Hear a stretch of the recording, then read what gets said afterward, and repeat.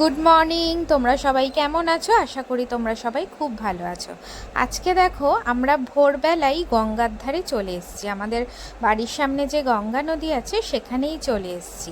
কিভাবে রাত থেকে ভোর হয় সেটা দেখার জন্য। সব সময় তো আমরা শুয়েই থাকি, কিন্তু আজ আমি দেখলাম রাত থেকে কি সুন্দর ভোর হতে লাগে।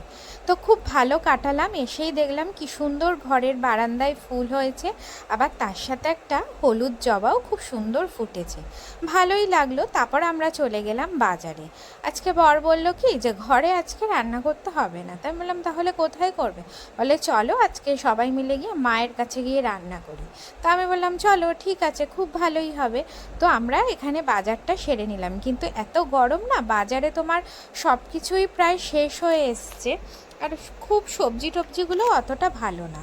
তা যাই হোক, আমরা বাজার টাজার করে নিয়ে চলে যাব শাশুড়ির কাছে।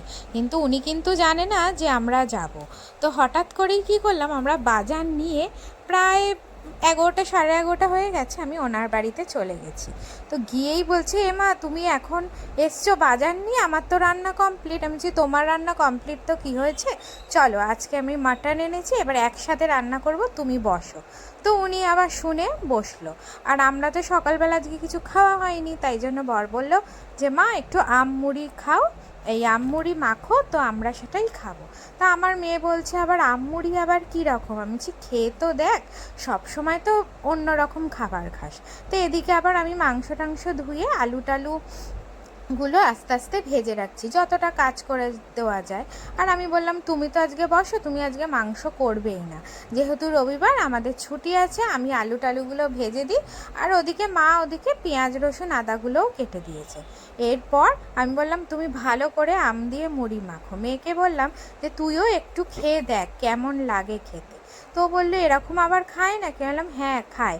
তো অনেকে দেখো আম মুড়ির মধ্যে চিনি দেয়, গুড় দেয়, কিন্তু আমটা এতটাই মিষ্টি, তো আমার বর বললো কি একদম আর কিছু দিও না, এমনিই তুমি মাখো। তা আমার শাশুড়ির হাতে আমমুড়ি মাখাটা খুবই ভালো লাগে। আমি না বিয়ের প্রথম এসে, আমার যেহেতু এরকম গরমকালে বিয়ে হয়েছিল, তা আমাকে এরকম টিফিনে দিয়েছিল। তা আমিও তখন কখনো খাইনি, কিন্তু খাওয়ার পর বেশ খুব ভালোই লেগেছে, খেতেও স্বাদ লাগে আর পেটটাও অনেকক্ষণ কিন্তু ভরে থাকে। তো যাই হোক, উনি আমাদের তিনজনকে আবার আম মুড়ি মেখে দিল। আর ওদিকে আমি তো রান্নাটাও বসিয়ে দিয়েছি। তা আমার মেয়ে খেয়েও বললো বাহ বেশ সুন্দর। তো আমি তাহলে এবার বাড়িতেও কিন্তু তুই এবার একটু একটু করে খাবি, সব রকম খাওয়াই অভ্যাস করবি। সব সময় কি আর পকোড়া রুটি তরকারি এগুলো খেলে হয়? যা বিপদে আপদে এগুলোও খেতে হয়, তাহলে দেখবি তোর কোনো জায়গায় গিয়ে অসুবিধা হবে না। তো আমার মেয়ে কথা শুনে এটা খেয়েও নিয়েছে, তো ভালোই হলো। আর ওদিকে আমার বর বললো কি যে তাহলে আমিই করছি মাটনটা।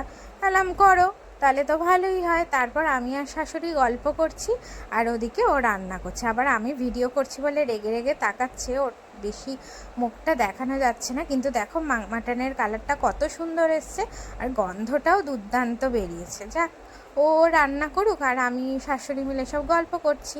তো তারপরে দেখো মাটনের কষাটা কত সুন্দর হয়েছে। তা হয়ে গিয়ে তারপরে ও যখন এলো, একটুখানি সবাই মিলে আমরা গল্প করে নিলাম। গল্প করে খাওয়া দাওয়া করে আবার আমরা বাড়ি চলে এলাম। সকাল থেকে দুপুর অবধি আমাদের কিন্তু খুব ভালোই কাটলো। হঠাৎ করে সারপ্রাইজ কারোর বাড়িতে গিয়ে যদি এভাবে রান্না করি কত ভালো লাগে। আর উনি তো আমার নিজেরই লোক, আর ওনারও মনটা ভালো লাগলো, আমাদেরও ভালো লাগলো, আর আমাদের সারা দিনটা আজকে মোটামুটি ভালোই কাটলো। যাই হোক, টাটা, গুড বাই, তোমরা খুব ভালো থেকো। আজকের মতো এখানেই শেষ করলাম।